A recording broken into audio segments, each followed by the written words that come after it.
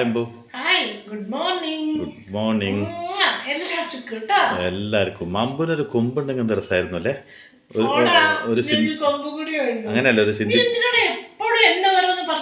അമ്മ ഇടയ്ക്കിടയ്ക്ക് അമ്മേനെ കാണുമ്പോൾ പണ്ട് നമ്മുടെ അച്ഛൻ 10-20 സിറ്റി പശുക്കളിനൊക്കെ ഒരുമിച്ച് കൊണ്ടുവന്ന് വളർത്തിട്ട് ആ മുള്ളേകോട്ടറൊക്കെ ആയിരുന്നു നോക്കുന്നുണ്ടാവുന്നില്ലേ? ആ കാലത്ത് ഒരു പശു ഉണ്ടായിരുന്നു, ഒരു കറുപ്പ് പുള്ളിയുള്ള പശു. അതിന്റെ ഓർമ്മ വരുന്നു എനിക്ക് അമ്മേനെ കാണുമ്പോൾ. അല്ല, ഒരു പശുവിന്റെ ചായ അമ്മയ്ക്ക് ഉണ്ട് കേട്ടോ, ഇല്ലാന്ന് പറയാൻ പറ്റില്ല. ആണോ? ഗൗരിയാ? അതിന്റെ പേര് ഓർമ്മയുണ്ടോ അമ്മയ്ക്ക്?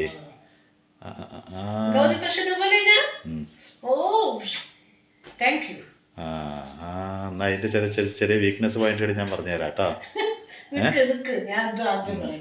പശു ആവാൻ തീരുമാനിച്ചു അല്ലേ? ആണല്ലേ? അതെ, ഒരു കൂർക്ക കറിയാണ്, കറിയല്ല, അതായത് വരട്ടിയതോ അങ്ങനെയൊക്കെ പറയണ്ടേ, എന്താ പറയാ, മെഴുക്ക് വരട്ടി അതേ രൂപത്തില് കുറച്ച് മസാലയൊക്കെ ഇട്ടിട്ട്. ഓക്കെ, ഇതിന്റെ പേരൊന്നും പറയാൻ എനിക്ക് അങ്ങനെ കിട്ടില്ല. അപ്പൊ അതിന് വേണ്ട സാധനങ്ങള്: നാളികേരക്കൊത്ത്, മല്ലിപ്പൊടി, മുളക് പൊടി, പച്ചമുളക്, ഇഞ്ചി വെളുത്തുള്ളി ചതച്ചത്, സബോള, തക്കാളി, കറിവേപ്പില, കടുക്, ജീരകം, മഞ്ഞൾ, ഉപ്പ്. അമ്മ, ഈ ഗൗരി ആയാലും ഗംഗ ആയാലും അതിനെ വൃത്തിയാക്കണമെങ്കിൽ നമ്മളെപ്പോലെ മനുഷ്യന്മാർ വേണം. അതറിയാം അമ്മക്ക്? ഇനി ഞാൻ വിടുത്തി ഓരോന്ന് പറഞ്ഞായിരുന്നോ? വേണ്ട വേണ്ട വേണ്ട. പിന്നെ പശുവിന്റെ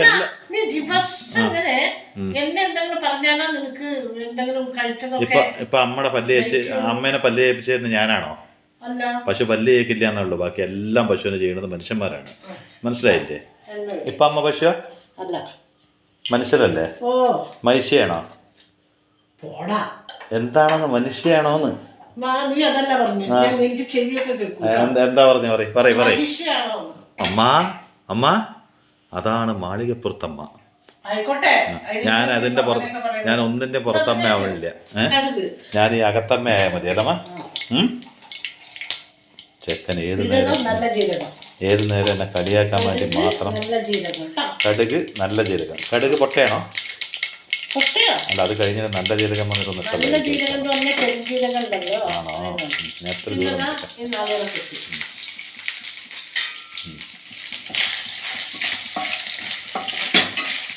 നാളുകാർ ആരാധകനെ കുത്തി.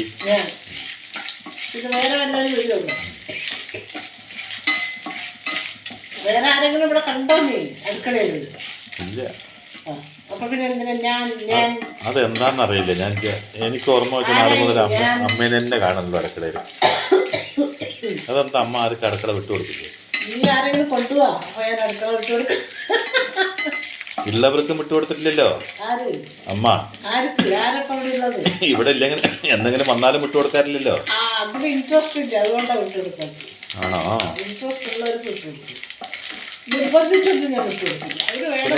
പിന്നെ ഇടയ്ക്ക് ഞാനും അച്ഛനും കുറച്ച് ഇൻട്രസ്റ്റ് ആയിട്ട് എന്നുള്ളൊരു കയറി വരുമ്പോൾ വിട്ടുകയറാറില്ല.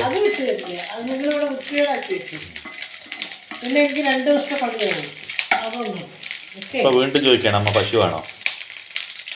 പറയ്. ആണോ? ഗൗരിയാണെന്നൊക്കെ പറഞ്ഞിട്ട് ഭയങ്കരമായിട്ട് ശരിക്കുണ്ടായിരുന്നോ?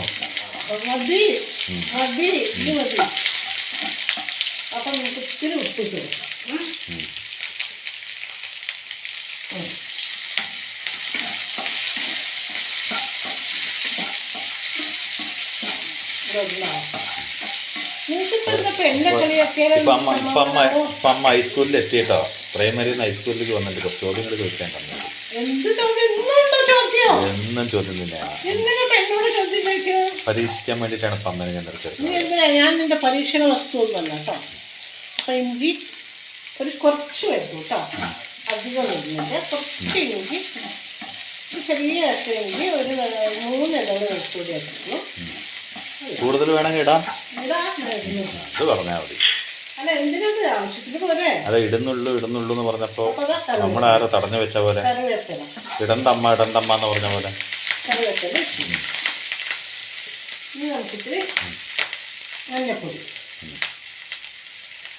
മഞ്ഞപ്പൊടി ഇട്ടു,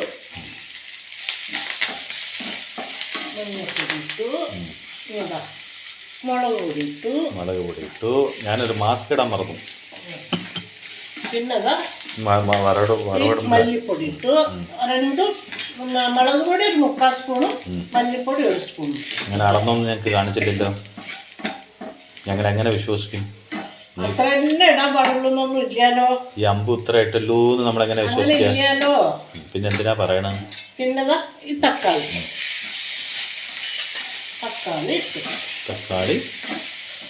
ഇട്ടു. ഈ കൂർക്ക കഴിയുന്ന വരെ കൂർക്കനെ വിടില്ല അമ്മ? കൂർക്ക ഇടിച്ചൊക്കെ അതൊക്കെ ഞാൻ എന്നും എനിക്കിഷ്ടമാണ്, അതിനെ വെക്കും. അതിൻ്റെ ഒരു സീസണിലല്ലേ അത് കിട്ടുള്ളൂ. അപ്പം നമ്മൾ എങ്ങനെയാണ് വിടാൻ പറ്റും? അപ്പോൾ ഇനി നമുക്ക് ഈ കൂർക്കയിലേക്ക് കിട്ടും. അമ്മയല്ലേ പറഞ്ഞു സീസൺ ഇവിടെ കഴിയുമ്പോഴേക്കും തമിഴ്നാട്ടിൽ നിന്ന് വരുന്നൊക്കെ. എന്നാലും ചിലപ്പോൾ വന്നില്ലെങ്കിലോ? ഓഹോന്നൊന്നും പറയാ. അപ്പോൾ ഇതാ ഇത് ഇനിയിപ്പോൾ നമുക്ക് ആവശ്യത്തിനുള്ള വെള്ളം ഒഴിച്ചിട്ട് വേവട്ടെ. അതുവരെ നമുക്ക് ഇത് എന്ത് വേണമെങ്കിലും എന്നോട് ചോദിച്ചോ. ഞാൻ ചോദിക്കാൻ പോണ ആദ്യത്തെ ചോദ്യം എന്താ അറിയോ? എനിക്കിത് പിന്നെ വെള്ളം അമ്മ ഇത്ര വെള്ളം കുടിച്ചോ? എനിക്ക് വെള്ളം കുടിക്കൊന്നുമില്ല. ഇത് വേവാനുള്ള വെള്ളം.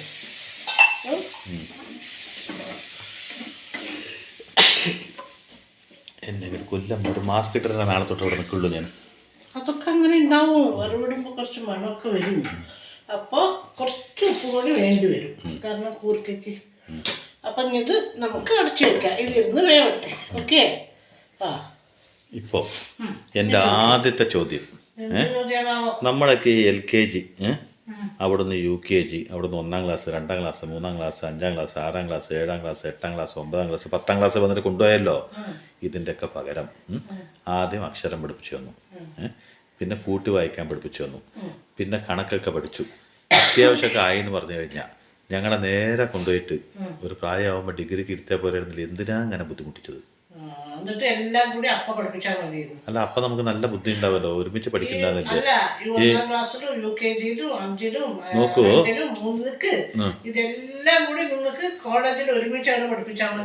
എന്ന് വെച്ചാൽ ചോദ്യമാണ് എന്തുകൊണ്ട് അങ്ങനെ ചെയ്തില്ല, അതാണ് എൻ്റെ ചോദ്യം. എന്ന് വെച്ചാൽ ഒരു യൂണിയൻകാരൻ അന്നന്നേക്ക് കൂലി കിട്ടാൻ വേണ്ടി അപ്പപ്പോൾ ഒരു ചുമടെടുക്കും. പക്ഷെ ഒരു സ്കൂൾ വിദ്യാർത്ഥി ഏത് ദിവസം ചുമടെടുത്തിട്ട് ഏതാണ്ട് ഇപ്പോഴത്തെ പിള്ളേരൊക്കെ പകുതി ബെൻഡായി പോലെ ഇങ്ങനെ നടക്കുകയാണ്. അത് അവർ ബെൻഡായതല്ല, അത്രയും വെയിറ്റുള്ള ബാഗ് തൂക്കി ബെൻഡായി പോയതാണ്. അപ്പം ഞാൻ ചോദിക്കുന്നത്, ഒറ്റയടിക്ക് അങ്ങോട്ട് ഇത് എന്തെങ്കിലും ഒന്ന് ഇരുത്തി പഠിപ്പിച്ചാൽ പോരായിരുന്നില്ലേന്ന്, ഇതിനെന്താണ് ഉത്തരം പറയാനുള്ളതാണ് ചോദ്യം. അതിനൊരു കഥ, ചെറിയാൻ്റെ കഥയാണ്. അത്ര മതിയിട്ട് നമ്മുടെ കഥ ഭയങ്കര ബോറാവുണ്ടെന്ന് ആൾക്കാർ പറയുന്നുണ്ട്. ഓ, ഈ കഥ ഒരു എന്താ പറയാ, ഈ വേദപണ്ഡിത പണ്ഡിതന്മാരില്ലേ പണ്ട്, ഒരു മാഷിനെ പോലെ ഇപ്പൊക്കെ ഓരോ സ്ഥലത്ത് പോയിട്ട് പ്രഭാഷണമൊക്കെ നടത്തില്ലേ, അതുപോലെ ഒരു അറിവുകളൊക്കെ പകർന്ന ഒരാള്. അപ്പൊ ആ പണ്ഡിതന് ഒരു നാട്ടിലേക്ക് വരും. അപ്പൊ അവിടെ സദസ്സ് കൂടും. അപ്പൊ അവര് ഈ അറിവുകള് മൂർക്കറിയുന്ന കുറെ അറിവുകളൊക്കെ പകർന്നു കൊടുക്കും. ഇപ്പൊ അമ്മയ്ക്കുള്ള അറിവുകളൊക്കെ ഞങ്ങൾക്ക് പകർന്നു തരുന്ന പോലെ. എനിക്ക് വലിയ അറിവുണ്ടായിട്ടൊന്നും, ഞാൻ വല്ല വായിച്ചത് എവിടെയെങ്കിലൊക്കെ ഉള്ളത് പറയും. നീ കളിയാക്കണ്ട കേട്ടോ. ഓ, എന്റെ കഥയൊക്കെ കേട്ടിട്ടല്ലടാ നിങ്ങളൊക്കെ വളർന്നത്. അതന്നെ കഥ, അതാണ് ഇത്രയും ബുദ്ധിയായത്. അപ്പോ നിങ്ങൾ ആലോചിച്ചോളൂ, നിങ്ങൾക്ക് ബുദ്ധി വേണമെങ്കിൽ ശ്രദ്ധിച്ചോളൂ. അപ്പോ ആ പ്രഭാഷണം തുടങ്ങുന്നതിന്റെ മുമ്പ് ഇയാള് അറിയുന്ന അറിവുകളൊക്കെ പകർന്നു കൊടുക്കുമല്ലോ. ആ സമയമാകുമ്പോഴേക്കും നല്ല മഴ. മഴയ്ക്ക് മനസ്സിലായി ഇതൊന്നും വേണ്ട, നീ മര്യാദക്ക് ഇവിടുന്ന് പൊക്കോന്ന്. അതല്ല, മഴക്കാലത്ത് മഴ വരുമല്ലോ. അപ്പൊ അങ്ങനെ ആ മഴ വന്നപ്പോ ആൾക്കാരൊക്കെ എന്ത് ചെയ്തറിയോ, മഴ കൊള്ളാൻ പറ്റുമല്ലോ, അങ്ങോരിക്കലും ഒരു ഇത് കെട്ടിയിട്ടൊക്കെയാണ്, സ്റ്റേജാണ്. അപ്പൊ അങ്ങോട്ട് നനയില്ല. ഇവരൊക്കെ ഇവിടെ ഇങ്ങനെ കസാരയിൽ ഇങ്ങനെ ഇരിക്കുകയല്ലേ, അവിടെ വേറെ ഒന്നും ഇല്ല. അപ്പൊ മഴ നനയുന്നുള്ള പേടിയിൽ എല്ലാവരും ഒന്ന് പോയി. ഈ പണ്ഡിതർ നോക്കുമ്പോണ്ട് ഒരാളില്ല, ഒരേ ഒരാളിരിക്കുന്നുണ്ട്. അപ്പൊ എല്ലാ ആൾക്കാരും പോയി. അപ്പൊ ആ ഒരാളാരാണെന്നറിയോ, ഒരു കുതിരയെ പരിപാലിക്കുന്ന ആളാണ്. ഒരു 10-30 കുതിരയുണ്ട് ഒരു സ്ഥലത്ത്, ഇങ്ങോട്ട് സ്വന്തമല്ല, അവിടെ ഇങ്ങോട്ട് ജോലിക്ക് നിൽക്കുക. ആ ആള് മാത്രം എനിക്ക് കൊണ്ട് മഴയും കൊണ്ട് അവിടെ ഇരിക്കുന്നുണ്ട്. അപ്പൊ ഇങ്ങനെ നോക്കിയപ്പോ ആകെ ഒരാളല്ലേ ഉള്ളൂ. ആ പണ്ഡിതർ വിചാരിക്കും ഇനി ഞാനിവിടെ വന്നിട്ട് എന്ത് വന്നിട്ട് എന്താ, പണ്ഡിതൻ ചിലപ്പോ എങ്ങനെ വിചാരിച്ചിട്ടുണ്ട് ഇത്രയും ബുദ്ധിയുള്ള ഒരാളോ. ഇവർ മാത്രം അവിടെ ഇരിക്കരുത്. ഈ ഒരാൾക്ക് ഞാൻ എന്ത് പറയാനപ്പോ ഇവിടുത്തെ ആളെന്ത് ചെയ്യും, പോവാൻ വേണ്ടി ഒരുങ്ങും. ഇതിനിപ്പോ പറയണ്ട, എല്ലാവരും പോയില്ലെന്നു. അപ്പൊ വേഗം ഈ കുതിര പരിപാലിക്കുന്ന ആളില്ലേ, ആളെന്ത് പറയോ, പണ്ഡിതരെ ഞാൻ ഒരാൾ ഇവിടെ ഇരിക്കുന്നുണ്ടല്ലോ, നിങ്ങൾ വലിയ പണ്ഡിതരല്ലേ, നിങ്ങൾ എല്ലാവർക്കും അറിവ് പകർന്നു കൊടുക്കുന്ന ആളല്ലേ, അപ്പൊ ഞാനൊരാളത് കേൾക്കാൻ വേണ്ടി ഈ മഴയിൽ നനഞ്ഞുകൊണ്ടിരിക്കുമ്പോൾ നിങ്ങൾ എന്നോട് പറഞ്ഞുകൂടെ, ഒരാൾക്കാണെങ്കിലും അത് പകർന്നു കൊടുത്തു എന്നുള്ളൊരു സംതൃപ്തി നിങ്ങൾക്ക് കിട്ടില്ലേ, അതല്ലേ നിങ്ങൾ ചെയ്യേണ്ടത് എന്ന് ആലോചിച്ച് നോക്കുവായിരുന്നു. ഇത്രയും ബുദ്ധിയുള്ള ഒരാളാണ്, ശരിയാണല്ലോ ഇയാൾ പറഞ്ഞത്. 10 ആൾ കേൾക്കണമെന്നുള്ളതല്ല, ഒരാളെങ്കിലും കേൾക്കാനുണ്ടല്ലോ ഞാൻ പറയുന്നത്, അതിലെനിക്ക് അഭിമാനം കൊള്ളാലോ. അപ്പൊ ഇങ്ങോട്ട് എന്നത് പറഞ്ഞു കൊടുക്കാന്ന് പറഞ്ഞിട്ട് ആള് പടപെടാന്നിരുന്ന അറിവ് മുഴുവൻ ഒരു പ്രഭാഷണ രൂപേണ പറഞ്ഞു. ഒരു ഭയങ്കര ഇൻട്രസ്റ്റിലൊക്കെ കേട്ടിരുന്നു. അപ്പൊ പണ്ഡിതര് വിചാരിച്ചു, അയ്യോ എന്തൊരു നല്ല ബുദ്ധിയുള്ള ആളാണ്, എല്ലാം കേട്ട് മനസ്സിലാക്കിയിട്ട് അവസാനം ചോദിച്ചു, ഇപ്പൊ എല്ലാം മനസ്സിലായില്ലേ താങ്കൾക്ക് ചോദിച്ചു. അപ്പൊ എനിക്കൊന്നും മനസ്സിലായില്ല. അപ്പൊ എന്ത് ഞാൻ ഇത്ര നേരം ഇത്രയും പറഞ്ഞിട്ട് ഒന്നും മനസ്സിലായില്ലേ? പണ്ഡിതരെ, നിങ്ങൾ ഏതെങ്കിലും ഒരു കാര്യത്തെക്കുറിച്ച് നിങ്ങൾ വിവരിച്ച് പറഞ്ഞു തന്നാണെങ്കിൽ എൻ്റെ തലയിൽ ആ ഒരു കാര്യം അത് എനിക്കറിയാൻ പറ്റിയേനെ. ഇത് നിങ്ങൾ ഉള്ള കാര്യം മുഴുവൻ പറഞ്ഞു, ഇതൊക്കെ എൻ്റെ മൈൻഡിൽ എങ്ങനെ ഇരിക്കുക. അപ്പോൾ ഓരോ കാര്യം ഓരോ പ്രാവശ്യം പറഞ്ഞ് അതിൻ്റെ എല്ലാം വിവരിച്ച് അതിൻ്റെ പാഠങ്ങൾ ഇങ്ങനെ എന്നൊക്കെ പറഞ്ഞു തരുമ്പോൾ നമ്മുടെ മൈൻഡിൽ അതിരിക്കും. നിങ്ങളിതൊരു 100 കാര്യങ്ങൾ പറഞ്ഞ് എനിക്കൊന്നും മനസ്സിലായില്ല. അതുപോലെയാണ് ഇപ്പൊ നിന്റെ ചോദ്യത്തിനുള്ള മറുപടി ആയിരുന്നു. ഒന്ന് വെച്ചാൽ നേരത്തെ അമ്മേനെ ഞാൻ പശു എന്ന് പറഞ്ഞില്ലേ, ഇപ്പൊ അമ്മേനെ പോലെ ഒരു 4 പശു ഉണ്ടെന്ന് വെക്കുക. 4 പശു അമ്മേനെ പോലെ ഉണ്ടെങ്കിൽ ഇപ്പൊ എന്റെ പ്രഭാഷണം കേൾക്കാൻ അമ്മ മാത്രമേ ഉള്ളൂ, ബാക്കി 3 പശുക്കളും തെണ്ടാൻ പോയി വിചാരിക്കുക. തെണ്ടാനല്ല, മെയ്യാൻ പോയി. അങ്ങനെ മെയ്യാൻ പോണ സമയത്ത് ഒരു പശു അമ്മ മാത്രമേ ഉള്ളൂ എന്ന് പറഞ്ഞിട്ട് ആ 4 പശുവിന്റെ പുല്ലെടുത്തിട്ട് ഞാൻ അമ്മക്ക് തന്നാലോ? അമ്മക്ക് ദഹിക്കോ? ഇല്ല. അപ്പൊ അമ്മ ഒരു പശു ആണെങ്കിൽ ഒരു പശുക്കുള്ള തീറ്റ മാത്രമേ കൊടുക്കാൻ പാടുള്ളൂ. ബാക്കി 3 പശുവിന്റെയും കൂടി എടുത്തിട്ട് അമ്മയ്ക്ക് ഒരു പ്രോത്സാഹനം പോലെ ഞാൻ കൊടുത്തു കഴിഞ്ഞാൽ അമ്മക്ക് എന്ത് സംഭവിക്കും? വയറിളക്കം പിടിക്കും, അല്ലെങ്കിൽ ദഹനക്കേടുണ്ടാവും. അപ്പോ LKG തൊട്ട് 10ാം ക്ലാസിന്റെ എല്ലാം കൂടിയിട്ട് LKG തൊട്ട് 1 to 10 എല്ലാം കഴിഞ്ഞിട്ട് നമുക്ക് കോളേജിൽ എല്ലാം ഒരുമിച്ച് പഠിപ്പിച്ചാൽ പോരെ എന്ന് പറയുമ്പോൾ നിനക്ക് ഈ ബുദ്ധി ഉണ്ടായിരുന്നില്ലേ? ഈ ഒരു 30 20 പശുവിനോ 4 പശുവിനോ ഒക്കെ കൊടുക്കേണ്ടത് ഒരാൾക്ക് കൊടുത്തിട്ടുണ്ടെങ്കിൽ എന്താ സംഭവിക്കുക എന്നുള്ളത്. ഈ ബുദ്ധി ഇപ്പൊ ഉണ്ടായത് അപ്പം ഉണ്ടായില്ല. എന്ത് കണ്ടാലും കളിയാക്കണം മനുഷ്യന്മാര്, എന്ത് കണ്ടാലും കളിയാക്കും, എന്തെന്നെ കണ്ടാലും കുറ്റം പറയും.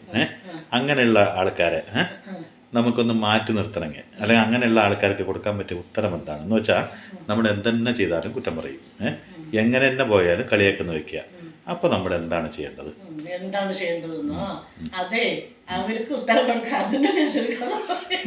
ദൈവമേ, ഇതെല്ലാം കഥാരൂപത്തിൽ പറയാനാണോ? അപ്പൊ നാളെ മുതൽ ഞാൻ ചോദിക്കുന്ന ചോദ്യത്തിനൊക്കെ കഥ പറയുന്ന അമ്മ മെഗാ സ്റ്റോറി ആവരുത് കേട്ടോ. കഥകളുണ്ട്, അതുകൊണ്ട് പറയാം. എന്താ ഇപ്പോ നമ്മള് അതിനൊരു കഥ ഞാൻ പറയാം. ചെറിയ കഥകളാണ്, ചെറുകഥകളാണ്. അപ്പൊ അതിന്റെ എല്ലാം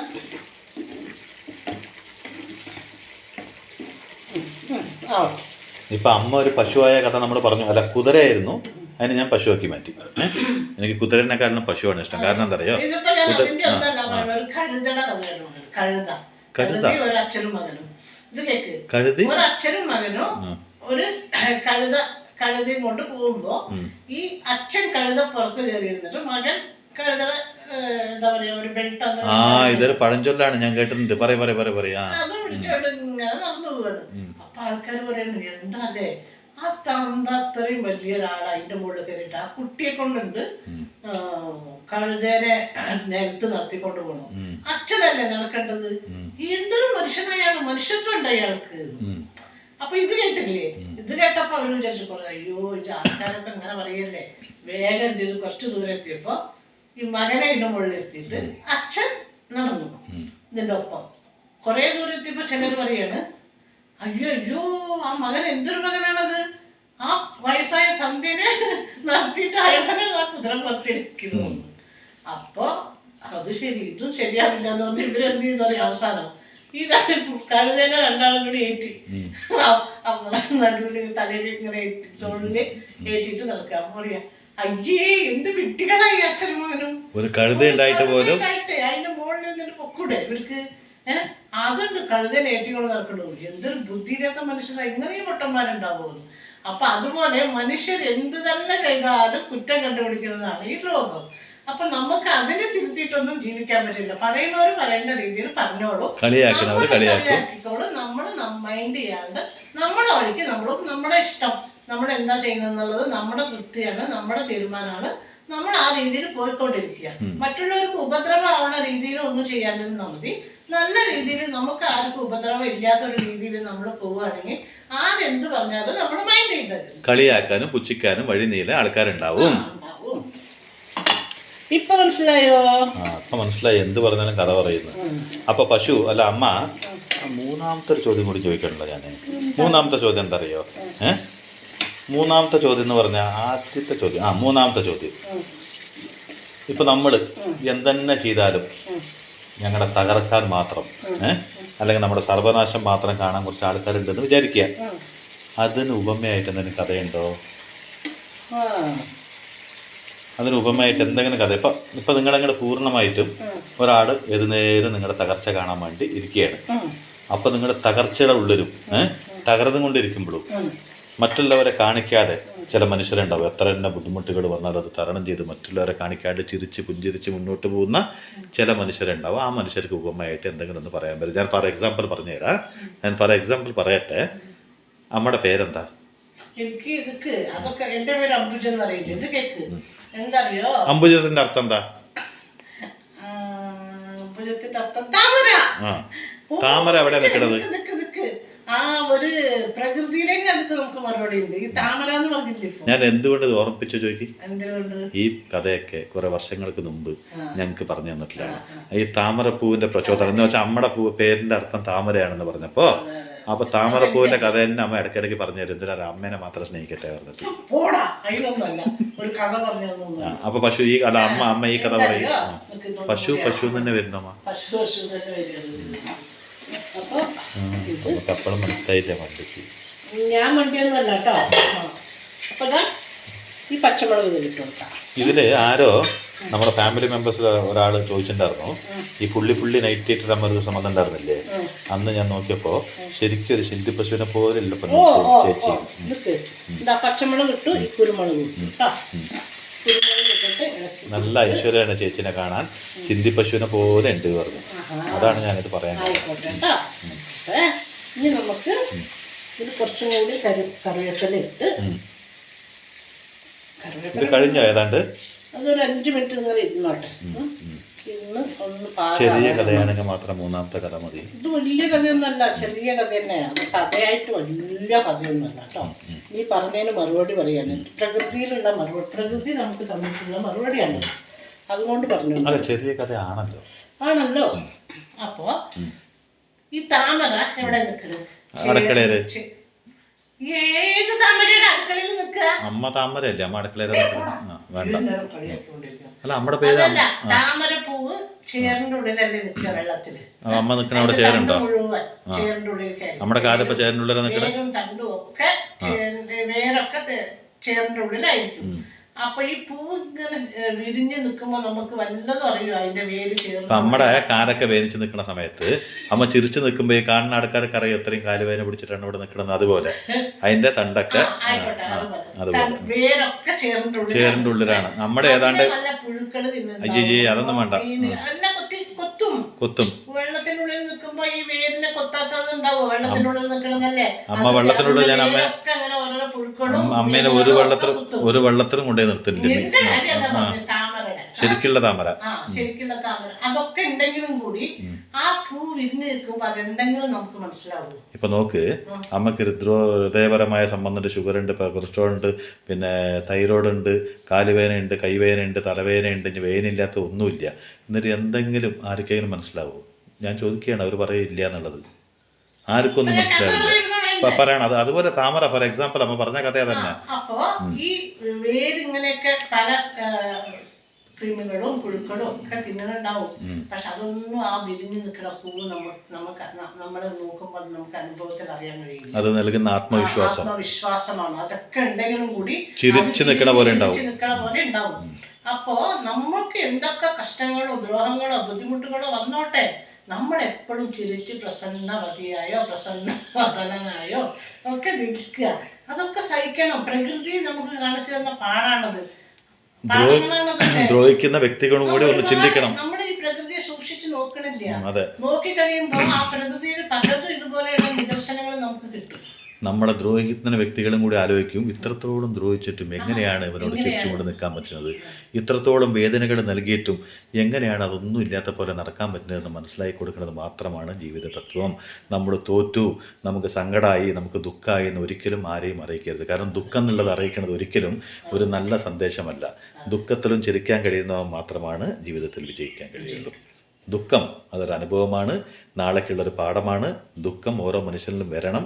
അപ്പോഴാണ് മനസ്സിൻ്റെ ഉള്ളിൽ ഒരു നന്മയുടെ ഒരു വിത്ത് ഉണ്ടാവുക. കാരണം നമുക്കൊരു ദുഃഖവും ഇല്ലെങ്കിൽ മറ്റുള്ളവൻ്റെ ബുദ്ധിമുട്ട് നമുക്ക് മനസ്സിലാക്കാൻ പറ്റില്ല. അപ്പോൾ താമര നല്ലൊരു എക്സാമ്പിളാണ്.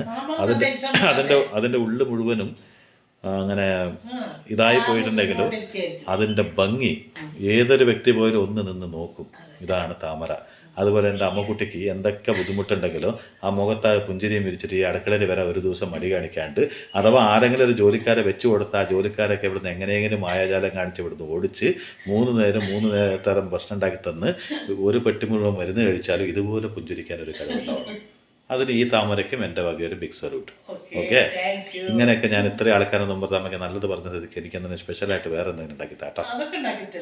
അതിന് വേണ്ടിയാണ് അത് ഇഷ്ടമെന്ന് ഇതൊക്കെ പറഞ്ഞ്, അല്ല അമ്മ അറിയാണ്ട് പറഞ്ഞിട്ടോ അതൊക്കെ ഉണ്ടാക്കി തരുന്നു. അത്രയ്ക്ക് സന്തോഷമായി അമ്മയ്ക്ക്. അപ്പോൾ 3 ചോദ്യങ്ങൾക്ക് 3 സുന്ദരമായ കഥകൾ പറഞ്ഞു. ഇന്ന് 100-ന് 70 മാർക്ക് വന്നു. അതെന്താ അറിയോ, ഇനി ഇതിന് എത്ര തരണം? 100-ന് 101 തരാൻ പറ്റുമോ? 90 തരേണ്ട ചോദ്യങ്ങൾ എത്തിയിട്ടില്ല. ആ ചോദ്യം വരുമ്പോൾ ഞാൻ തരാം. ഇപ്പൊ പോട്ടെ ഒരു 5 മാർക്ക് കൂടി, 75 മാർക്ക്. അത് അമ്മ ഫസ്റ്റ് ക്ലാസ് ആയ മതിയമ്മ. പിന്നെ ഈ എന്താ പറയാ, ഈ മറ്റേ വർക്കുകളൊക്കെ ചെയ്ത എല്ലാം കൂട്ടിയിട്ട് ഒരു 80 മാർക്ക് തരാം. ഇങ്ങനെയുള്ള കാര്യങ്ങളൊക്കെ ചെയ്തു തരുന്നത് ഏത് മാർക്കായിരുന്നു? അതിന് വേറെ ഉണ്ട് കേട്ടോ. അതിന് അടുക്കളേനെ പറ്റി ഞാനൊരു പുതിയൊരു സബ്ജക്റ്റ് നാളെ മറ്റന്നാളായിട്ട് എടുക്കുന്നുണ്ട്. അപ്പം മതി. എനിക്ക് ഏത് ദിവസം എന്താണ് തോന്നുന്നത് അതല്ല ഞാൻ ചോദിക്കുക. അപ്പോൾ അടുക്കളേനെ പറ്റിയും അടുക്കളയിലെ പണീനെ പറ്റിയും ഒരു ദിവസം ഞാൻ പ്രത്യേകിച്ച് ചോദിക്കുന്നുണ്ട്. അന്ന് മാർക്ക് നമുക്ക് കറക്റ്റായിട്ട് നൽകാം. ഇന്ന് മതി. ഈ നിസ്സാരമായ ചോദ്യത്തിനൊക്കെ എത്ര മാർക്ക് മതി നോക്കൂ. ഈ മാഷന്മാരെ ചോദ്യം ചോദിക്കരുത് കേട്ടോ. എന്ത് മാർക്ക് വന്നു അത് മേടിച്ചിട്ട് പൊക്കോളണം. അപ്പോഴേ കണ്ടോ, ഈ ഉപ്പേരിയോ വരട്ടലോ ഫ്രൈയോ എന്തോ പേരൊന്നും എനിക്കറിയില്ല. അപ്പോൾ ഇതൊക്കെ ഇത് കൂട്ടിയിട്ട് ഇത് ചേനയും കൊണ്ടും ഉണ്ടാക്കാം, കുറുക്കയും കൊണ്ടും ഉണ്ടാക്കാം, ഉരുളങ്ങയും കൊണ്ടും ഉണ്ടാക്കാം, മാങ്ങയും കൊണ്ടും ഉണ്ടാക്കാൻ പറ്റില്ല. ഈ 3 സാധനം കൊണ്ട് ഉണ്ടാക്കും. പക്ഷേ ഇത് ഇവന്റെ അച്ഛമ്മ, അതായത് എൻ്റെ മദറിൻലോ, അവരിത് ഉണ്ടാക്കും. നല്ല ടേസ്റ്റാണ് കേട്ടോ അവര്. അപ്പൊ ഇതിന്റെ കൂടെ നമുക്ക് വേണമെങ്കിൽ ഒരു ഓംലെറ്റ് അല്ലെങ്കിൽ ഒരു അച്ചാർ ഒക്കെ കൂട്ടിയിട്ട് ഈ ഗ്രേവി ഇല്ലേ ഇത് കൂട്ടിയിട്ട് ചോറുണ്ണണം. നല്ല ടേസ്റ്റാണ് കേട്ടോ. ഇത് അമ്മ വെക്കുമ്പോൾ എനിക്ക് ഭയങ്കര ഇഷ്ടമായിരുന്നു. അമ്മയോട് ഞാൻ എന്നും പറയും കൂർക്ക അല്ലെങ്കിൽ ചേനയും കൊണ്ട് അവരുണ്ടാക്കിയ ഭയങ്കര ടേസ്റ്റാ. പക്ഷെ അത്ര ടേസ്റ്റ് ഇതാവുമെന്നൊന്നും എനിക്കറിയില്ല. അവരുടെ കൈപ്പുണ്യം വേറെ അല്ലേ. അപ്പൊ നിങ്ങൾ ഊണൊക്കെ വരുന്നുണ്ടെങ്കിൽ ഞാൻ മീൻ വറുത്ത് ഇതൊക്കെ കൂട്ടി നല്ല തൈരൊക്കെ കൂട്ടി ചോറ് തരാം. ഇനിയും കഥകളും ചോദ്യങ്ങളുമായി വീണ്ടും വരുന്നതായിരിക്കും. ബോറടിച്ചാൽ നിങ്ങൾ എങ്ങനെയൊക്കെ അഡ്ജസ്റ്റ് ചെയ്തേ പറ്റൂ. കാരണം അത് വേറെ രക്ഷയില്ല. ഞങ്ങൾക്ക് ഇത്രയ്ക്ക് തന്നെയല്ലേ ചെയ്യാൻ പറ്റുള്ളൂ. അവര് പറഞ്ഞോ നിന്നോട് ബോറടിച്ചു? അല്ല, അമ്മ പറയുമ്പോൾ അവർക്ക് ബോറടിക്കുമോ എന്ന് എനിക്കൊരു സംശയം. എനിക്കൊന്നും സംശയമില്ലല്ലോ, അവർക്ക് സംശയമില്ല. വിശ്വാസമാണ് അമ്മയ്ക്ക്. അപ്പൊ ഓക്കെ ബൈ. ഒരിക്കൽ കൂടി